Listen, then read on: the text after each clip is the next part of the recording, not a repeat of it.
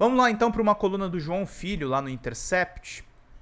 E vamos trazer isso aqui que é muito importante. Os justiceiros de Copacabana são o Brasil de Bolsonaro, da milícia e da Lava Jato. Vamos dar um zoom aqui na notícia para ler direitinho. Os justiceiros de Copacabana, playboys que se acham legitimados para combater o crime no Rio de Janeiro, adotam a violência e o menosprezo à lei do bolsonarismo e de Sérgio Moro. Vamos ler juntos aqui. Em 2014, 30 pessoas espancaram, torturaram e acorrentaram no poste um garoto preto de 15 anos suspeito de praticar furtos na zona sul da cidade do Rio de Janeiro. Houve jornalista que aplaudiu a selvageria dos justiceiros em rede nacional.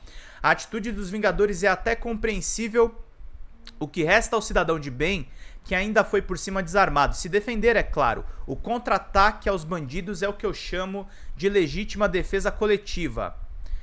Quem que falou isso, né? Foi a Raquel Sherazade, né? A jornalista concluiu a fala debochando dos defensores dos direitos humanos e sugeriu que eles adotassem um bandido, um tipo de deboche próprio, que viria a ser parte fundamental da estética bolsonarista. Foi dessa maneira asquerosa que a jornalista Raquel Sherazade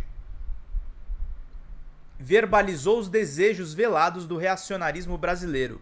Até então havia um certo pudor em defender publicamente esse tipo de barbárie, mas os rumos do país, eles estavam, claro, mudando.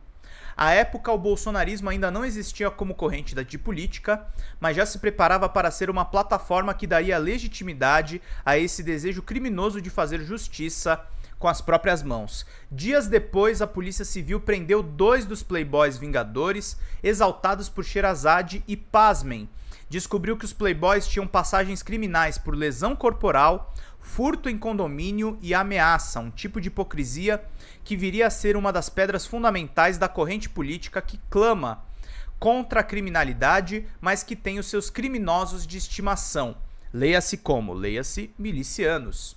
Muitas coisas aconteceram de lá para cá. Bolsonaro venceu as eleições e trouxe para o jogo político uma legião de zumbis reacionários. Depois de 4 anos enfiando a faca no pescoço da democracia, Bolsonaro não consegue se reeleger, mas a legião de zumbis segue atormentando a política nacional com o apoio de parte significativa da população.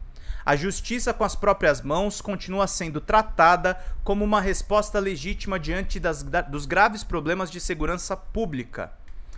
Nesta semana, cenas de roubos e agressões nas ruas da Zona Sul do Rio de Janeiro tomaram conta do noticiário e das redes sociais. Em uma das imagens, um idoso é covardemente agredido no chão por outros 2 jovens.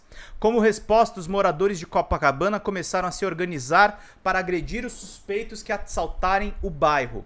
Essas novas milícias estão se formando a partir de grupos de WhatsApp, onde recomenda-se usar roupa preta, esconder tatuagens e levar máscaras para esconder o rosto durante as ações. Mas não é apenas no escurinho do WhatsApp que as novas milícias estão sendo planejadas. Um famoso professor de jiu-jitsu anunciou publicamente a intenção de organizar uma possível força-tarefa para neutralizar esses meliantes em defesa da tranquilidade do bairro. O plano foi batizado por ele de Projeto de Limpeza de Copacabana, deixando claro o caráter higienista dessa ação. No dia seguinte, os planos da nova milícia já começaram a se concretizar nas ruas do bairro. Os primeiros suspeitos, todos pretos e pobres, começaram a ser agredidos. Sem provas, mas com muita convicção, os playboys milicianos abordaram um suspeito e, sem lhe oferecer o direito à defesa, passaram a espancá-lo violentamente. Matheus Almeida, o jovem que foi condenado como assaltante pelo Tribunal dos Playboys do WhatsApp, é vendedor de balas. Eu sou pai de família, trabalho honestamente, sou trabalhador e todo mundo sabe. Eu saí lá de Santa Cruz, tenho uma filha, uma esposa e preciso levar alimentação para casa. Não preciso roubar nada de ninguém, o meu negócio é trabalhar, declarou a vítima após ser espancado pelos criminosos. Esse justiçamento organizado pelas milícias é um projeto bolsonarista.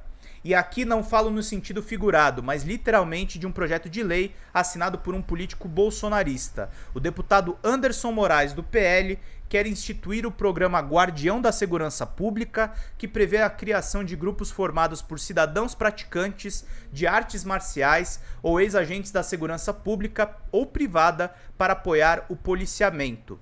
O projeto não pretende apenas legalizar as milícias, mas também fazer com que o Estado pague uma recompensa aos justiceiros por cada prisão feita. Seria a institucionalização definitiva da barbárie. Para o espanto de quase ninguém, Anderson Moraes, esse arauto da moralidade e da segurança pública, empregou como chefe do seu gabinete um policial civil que foi preso em uma operação que investigou policiais suspeitos de tráfico de drogas, roubo e extorsão. Segundo o Ministério Público do Rio de Janeiro, ele fazia parte de um grupo que traficava drogas do Rio de Janeiro e em São Paulo e mantinha ligações com o Comando Vermelho e o PCC. Esse cidadão de bem já havia sido preso em 2000 por suspeitas de extorquir dinheiro do traficante Fernandinho Beiramar. Sim, o deputado bolsonarista que quer legalizar as milícias já teve como chefe de gabinete um miliciano com ficha corrida. Sabe quem também foi agraciada com o emprego de deputado? Rogéria Bolsonaro, ex-mulher de Jair Bolsonaro, mãe de Eduardo, Carlos e Flávio Bolsonaro. Está tudo em casa. Por falar em Flávio, lembramos que ele é pioneiro em tentar legalizar o trabalho das milícias. Em 2007, ele tentou emplacar o mesmo projeto quando foi deputado estadual. As semelhanças não param por aí. Como esquecer que Flávio Bolsonaro empregou em seu gabinete a mãe e a esposa do ex-policial Adriano da Nóbrega, que foi o chefão da milícia do escritório do crime. Os bolsonaristas cometeram uma série de crimes para salvar o Brasil, entre aspas. É a mesma lógica que faz os playboys de Copacabana cometerem crimes em nome da segurança pública. É compreensível o sentimento de revolta gerado pelas cenas de um senhor de idade sendo assaltado e agredido violentamente. Todos nós compartilhamos dele, mas trata-se de um problema social complexo que demanda soluções complexas. O bolsonarismo fornece soluções rápidas, fáceis e fora da lei.